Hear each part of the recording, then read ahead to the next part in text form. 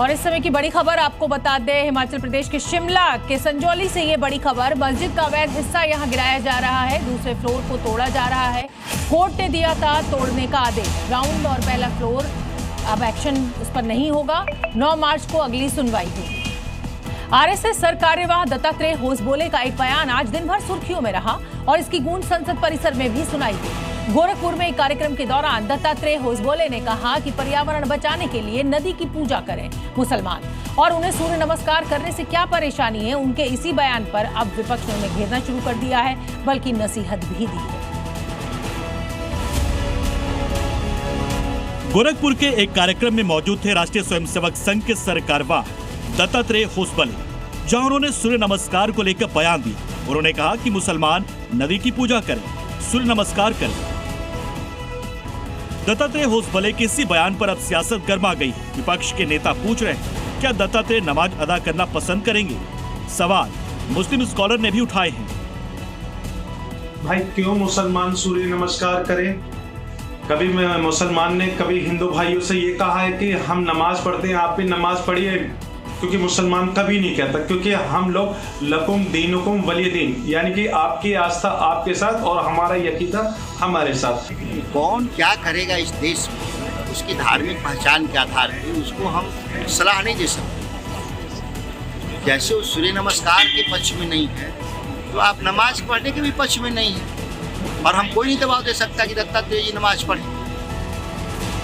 तो सूर्य नमस्कार पर मजहबी तकरार शुरू हो गई। विपक्ष ने दो टूक कह दिया है कि धार्मिक आजादी सबकी है, ये आरएसएस तय नहीं करेगा। ब्यूरो रिपोर्ट, जी मीडिया। देश के केंद्रीय मंत्री गिरिराज सिंह ने मुसलमानों को लेकर एक बयान दिया है। वो कह रहे हैं कि अगर बंटवारे के वक्त मुसलमान पाकिस्तान चले जाते तो आज ये समस्या नहीं होती। उनके इस बयान ने अब सियासी बखेड़ा खड़ा कर दिया है। विपक्ष से देश बांटने वाला बयान कह रहा है।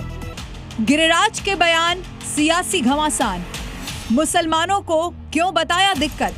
अगर सारे मुसलमानों को भेज दिया गया होता तो आज यह प्रॉब्लम नहीं होता। क्या होनी चाहिए अल्पसंख्यक की परिभाषा? लेकिन अल्पसंख्यक की परिभाषा नहीं परिभाषित की। गिरिराज सिंह केंद्र में मंत्री हैं, बिहार से आते हैं और अक्सर अपने बयानों के लिए सुर्खियों में रहते हैं, लेकिन इस बार उनके बयान ने एक नई बहस को जन्म दे दिया है। जी न्यूज से बातचीत में गिरिराज सिंह ने मुसलमानों को समस्या बता डाला। 2011 से देखेंगे तो देश की आबादी का 5वां 6ठा पोजीशन है। ये 6ठा पोजीशन पर कोई रहे मुसलमान, और वो अल्पसंख्यक कैसे कहलाए? गिरिराज सिंह का मानना है कि अब अल्पसंख्यक की परिभाषा बदलने का वक्त आ गया है। अगर सारे मुसलमानों को भेज दिया गया होता तो आज यह प्रॉब्लम नहीं होता। लेकिन संविधान में हमारे पूर्वजों ने अल्पसंख्यक शब्द तो दिया, लेकिन अल्पसंख्यक की परिभाषा नहीं परिभाषित की। गिरिराज के इस बयान के बाद मौलाना और मुस्लिम नेता भड़क गए हैं। उन्होंने गिरिराज सिंह को जवाब दे दिया है।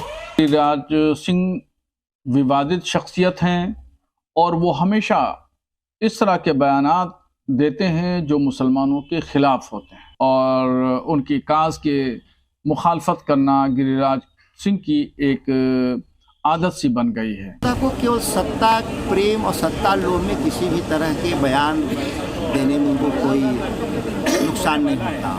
बस उससे सत्ता हासिल होना चाहिए, सत्ता के करीब पहुंचना चाहिए। गिरिराज दादा जिस राजनीतिक विरासत से आए हैं, हिंदू महासभा जनसंघ के ज़माने से, वह मुस्लिम लीग के साथ देश में सरकार बनाए थे।